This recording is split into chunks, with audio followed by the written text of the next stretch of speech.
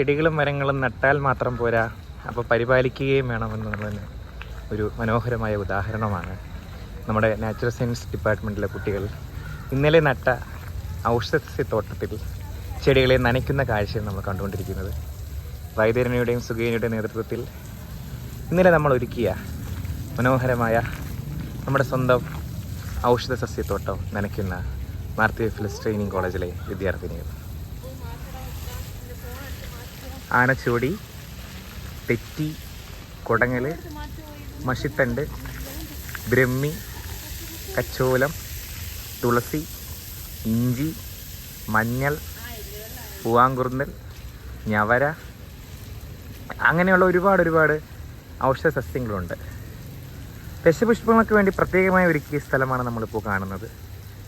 അവിടെ നമുക്ക് മുക്കുറ്റി, കറുക, തുമ്പ, കയ്യോന്നി, പൂവാങ്കുറുന്നൽ മുതലായ ദശപുഷ്പങ്ങളുണ്ട്. ബാക്കിയുള്ള 4 പുഷ്പങ്ങൾ നമ്മൾ ഇന്നിവിടെ ഒരുക്കുന്നതായിരിക്കും, വിഷ്ണുക്രാന്തിയും നിലപ്പനയും ഒക്കെ.